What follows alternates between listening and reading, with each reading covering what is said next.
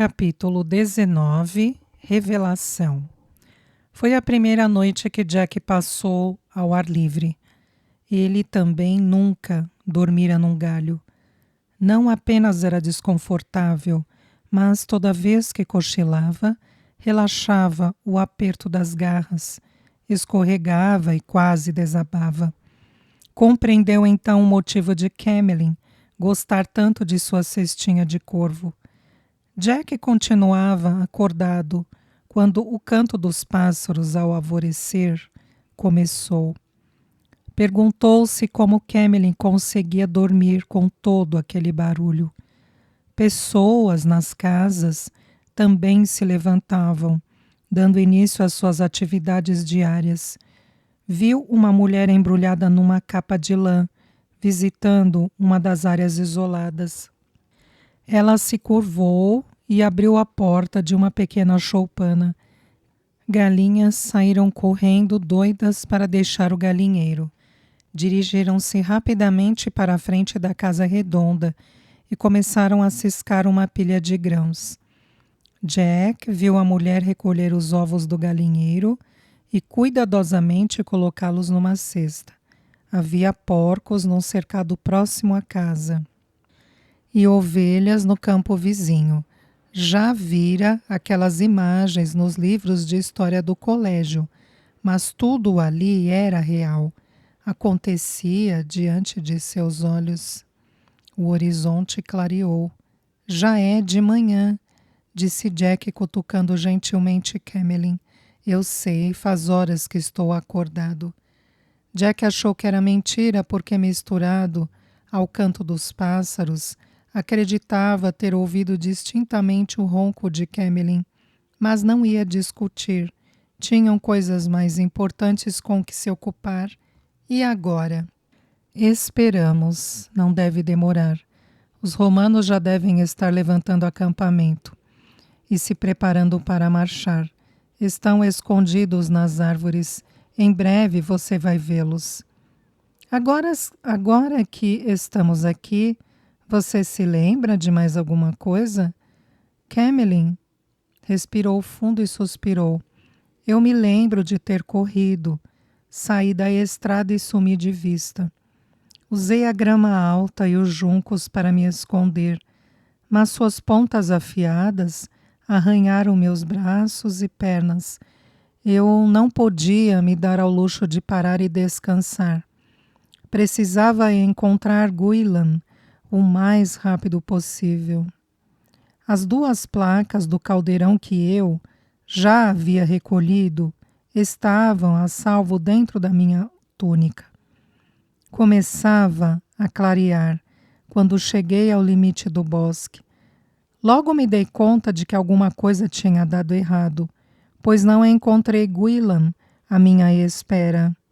Continuei escondido e tentando não fazer barulho.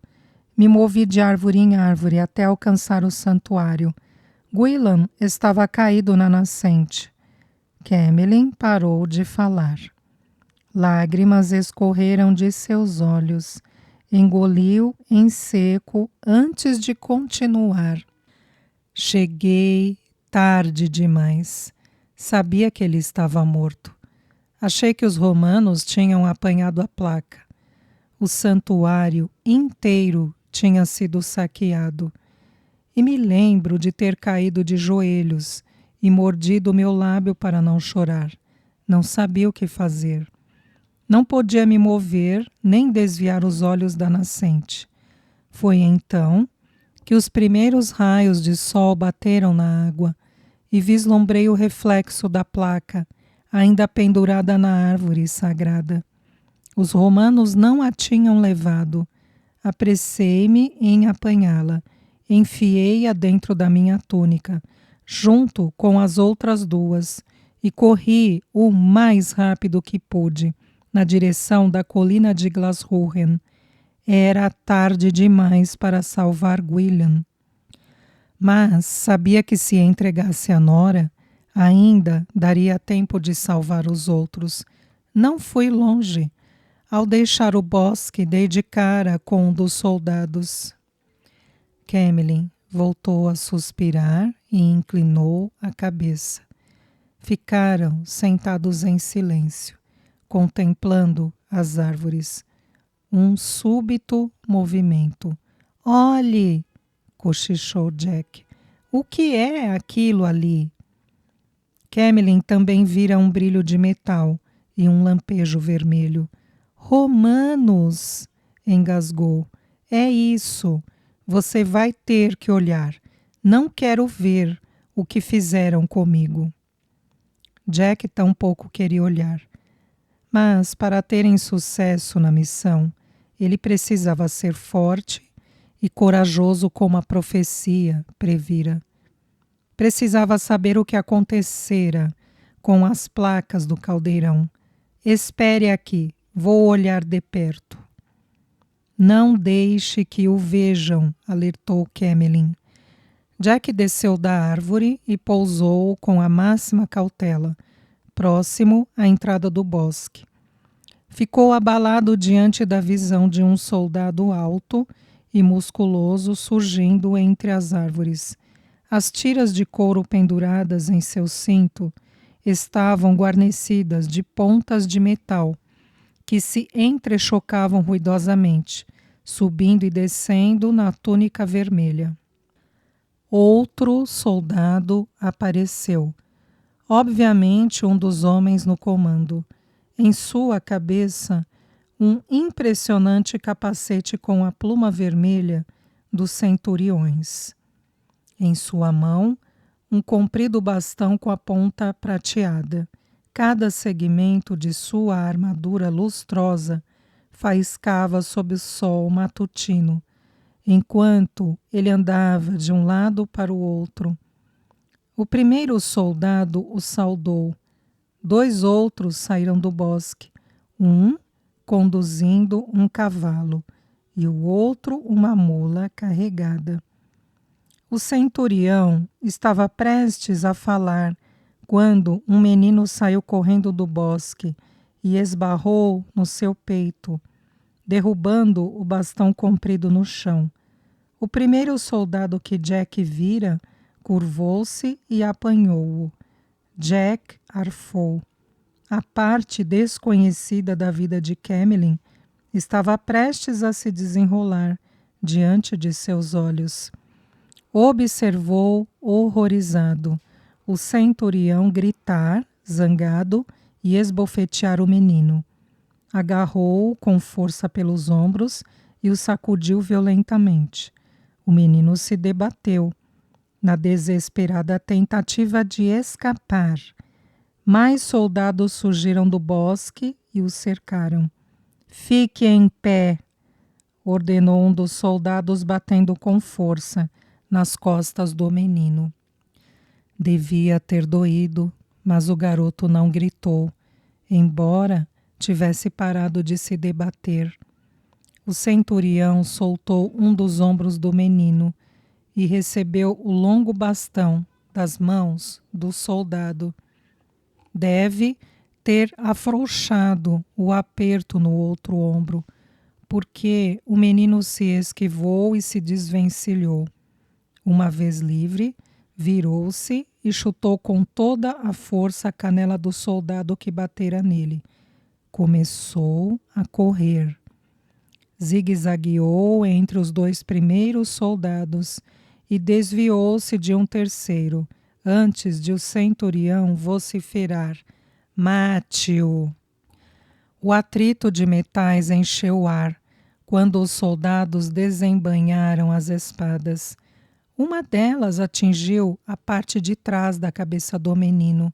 Seus joelhos dobraram, o corpo mole desabou na grama molhada. Tudo se passara tão rápido. Jack viu o sangue escorrendo da ferida. Jack agarrou-se ao galho, o corpo inteiro rígido de choque e medo. Passava mal, encontrava dificuldade para respirar. Se não soubesse, acharia que Camilyn tinha morrido. O centurião cutucou o corpo com o comprido bastão. Revistem-no, ordenou. Jack prendeu a respiração, quando um dos soldados virou o corpo do menino e enfiou a mão dentro da túnica. Tirou as 3 placas do caldeirão e examinou-as. Só encontrei isso, disse entregando-as ao centurião. Nada disso tem valor, respondeu o centurião, atirando-as na grama. Já incendiou a construção? Conforme as suas ordens, anunciou o soldado. Em breve as árvores estarão ardendo. Marchemos para Vireconium, ordenou o centurião montando em seu cavalo. Os soldados começaram a pendurar as sacolas e equipamentos nos ombros, enfileirando-se. O último soldado da fila se inclinou e apanhou uma das placas do caldeirão. Examinou-a detidamente e em seguida recolheu as outras 2 da grama. Guardou-as antes de erguer sua sacola. Era essa a informação de que Jack necessitava. Aquele era o soldado que precisavam seguir. Olhou atentamente o rosto do homem, para poder reconhecê-lo depois. Tinha uma cicatriz no queixo, mas fora isso, seu uniforme era idêntico ao dos outros 7 soldados de infantaria do grupo. Ao passarem, Jack notou que cada um deles levava diferentes ferramentas. O homem com a cicatriz seria fácil de ser seguido. Pendendo da parte de trás de sua sacola estavam as panelas de cozinha da companhia. Jack voou ao encontro de Camelin. Em silêncio, viram os soldados atravessarem o campo e finalmente chegarem à estrada. O som dos pés marchando e do chacoalhar das sacolas e dos cintos retinindo desapareceu ao longe. O cheiro de queimado chegou, trazido pelo vento. A mulher da granja também tinha sentido o cheiro e correu para dentro da construção redonda, gritando algo que Jack não conseguia ouvir. Eu não conseguiria ver, disse Camelin em tom de desculpas. Jack não queria falar sobre o que acabara de testemunhar. Meneou a cabeça demonstrando compreensão. Quanto tempo Nora vai demorar até encontrar você? Não sei, não me lembro. Nora disse que quando eu não cheguei e viram o bosque pegando fogo, veio o mais rápido que pôde. Felizmente, eu estava deste lado do bosque. Se eu tivesse sido capturado do outro lado, ou no meio, acho que ela não teria me encontrado.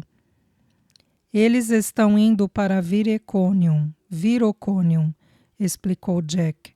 O último soldado da fila, com uma cicatriz no queixo, guardou as 3 placas dentro da sacola. Hora de ir, disse Camelin.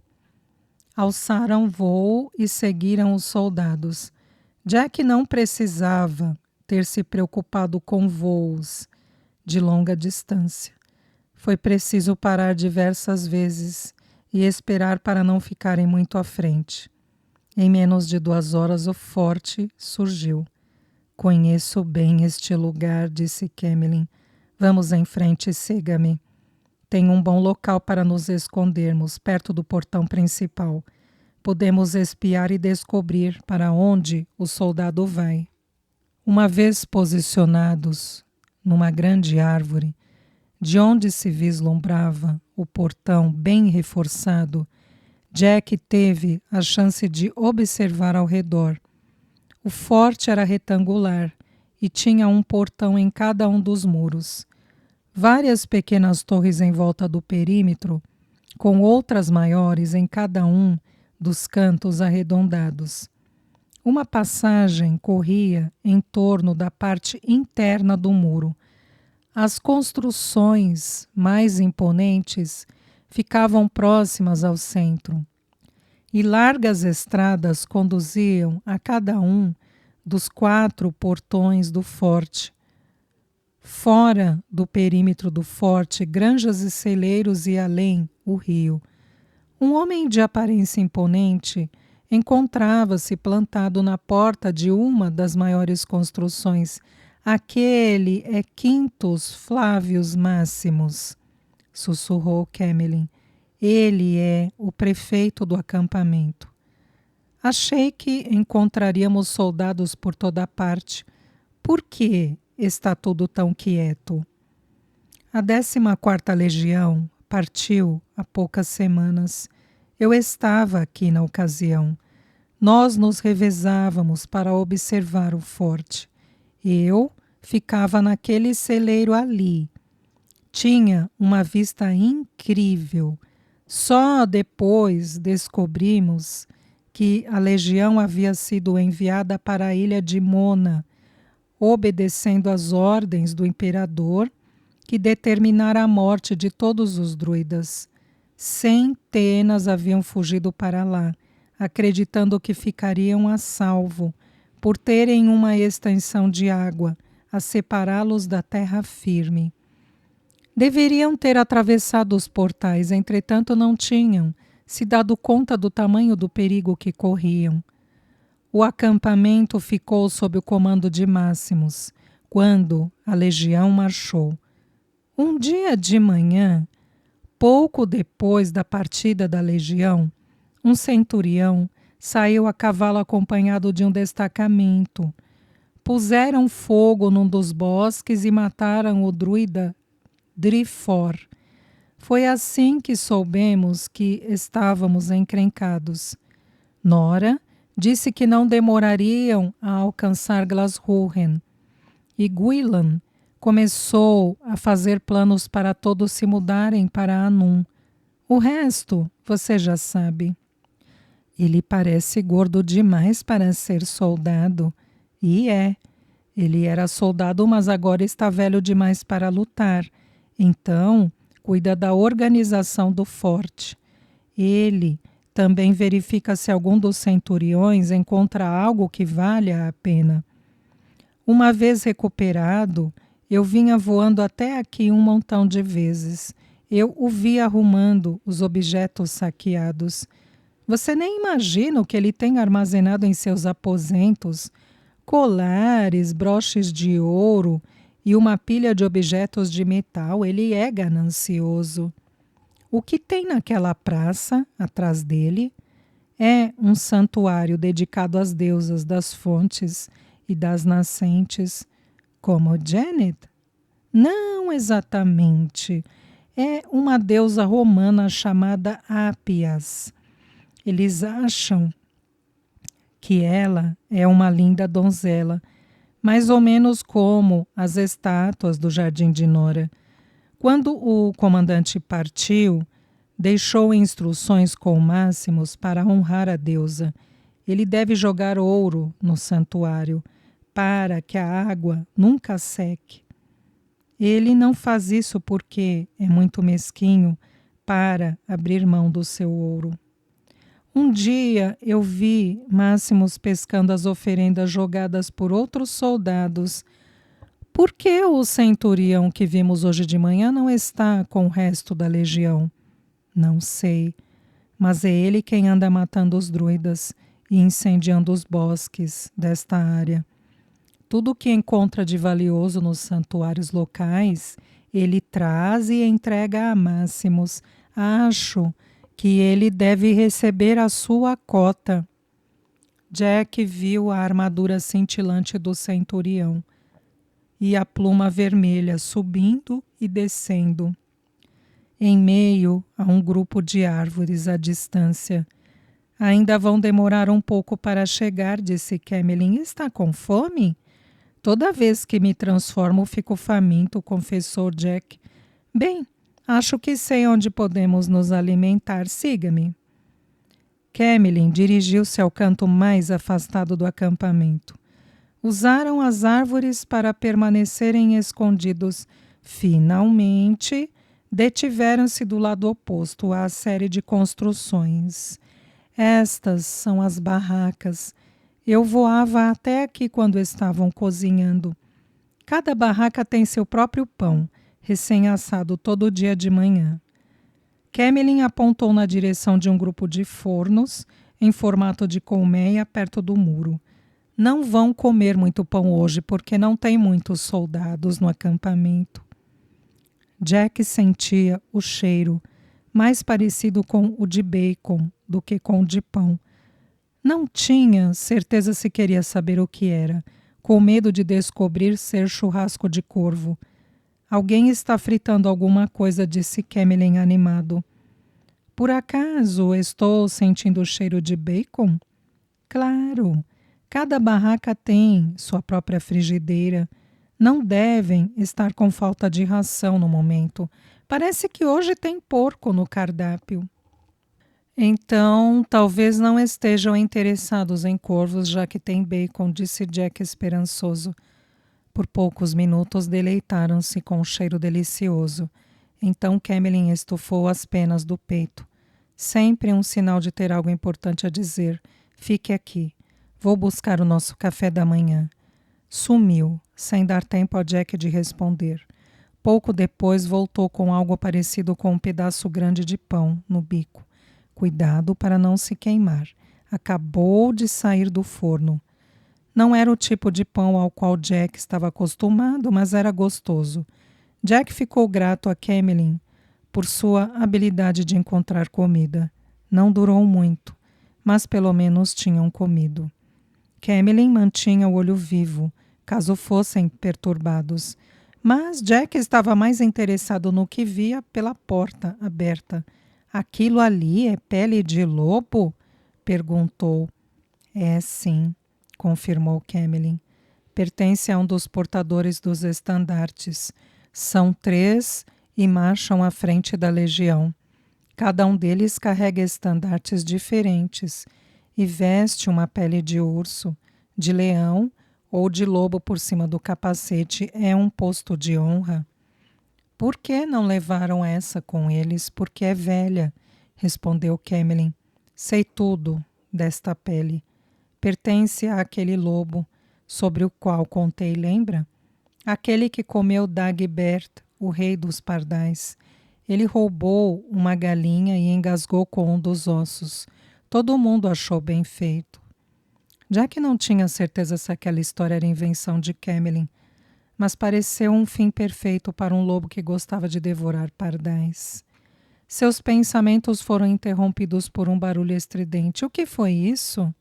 Uma trombeta. Você acaba se acostumando. É, para avisar que os soldados chegaram, explicou Camelin. Vamos voltar para o portão. Olhe! Exclamou Jack animado quando o forte ganhou vida. Soldados apareceram e se postaram na passagem diante do portão. Titus Antônios Agripa, gritou o centurião para os guardas. O portão começou a se abrir e os soldados saudaram quando Titus Antônios penetrou no forte. Ele desmontou do cavalo e deu licença para a infantaria se dispersar. Jack e Camelin observaram o centurião caminhar pela rua principal. Os soldados da infantaria se encaminharam para as barracas. Camelin cutucou Jack. Seguiram os soldados e observaram os que carregavam os apetrechos de cozinha entrarem numa tenda do meio. E o que fazemos agora? Cochichou Jack. Espere até não ter ninguém por perto. Depois você pode descer, recuperar as placas, atirá-las na fonte e aí nos mandamos. Vai ser mais fácil do que pensei. Acomodaram-se, mas logo em seguida a porta da tenda voltou a se abrir e um soldado saiu carregando algo. É ele, disse Jack. O soldado com a cicatriz no queixo. Ele está com as placas. Camelin suspirou. Acho que sei para onde ele vai. Viram o soldado voltar para a construção de aparência imponente. Deteve-se do lado de fora da porta central e bateu com força. Uma voz gritou algo e o soldado respondeu: Marcos Cornélios Drusos, trago algo que pode ser importante. A porta se abriu e Drusos entrou na sala. Jack e Camilyn precisavam saber o que estava sendo dito. Então se arriscaram a ser vistos e voaram até o telhado. Máximos já estava falando. E foi o garoto que você matou, e não o druida, que carregava essas placas? Sim, prefeito, confirmou Drusos. E você achou que ganharia uma recompensa por trazer para mim 2 pedaços de metal inútil? Gritou o prefeito. Só servem para derreter. Essa gente não usa ouro ou prata? Camilyn e Jack se entreolharam. Jack não se arriscava a dizer nada, mas sabia que Camilyn pensava a mesma coisa. Por que Drusos não levara as 3 placas para mostrar ao prefeito? Peço desculpas por incomodá-lo, respondeu Drusos. Achei que pudessem ter algum valor. O menino as escondera na túnica. Perdeu a vida tentando escapar por elas. Chega, Drusos, disse o prefeito irritado. Jack ouviu o tinir de metal de dentro do escritório antes de a porta se abrir e Drusos sair. O coração de Jack encolheu. As mãos do soldado estavam vazias. As placas tinham sumido. Parece que temos um problema, suspirou Camilyn no instante em que se encontravam a salvo na árvore do lado de fora do forte. Podíamos ter passado sem essa. 2 lugares diferentes, sendo um deles o escritório do prefeito. Vai ser 2 vezes mais difícil e mais perigoso tentar recuperá-las agora.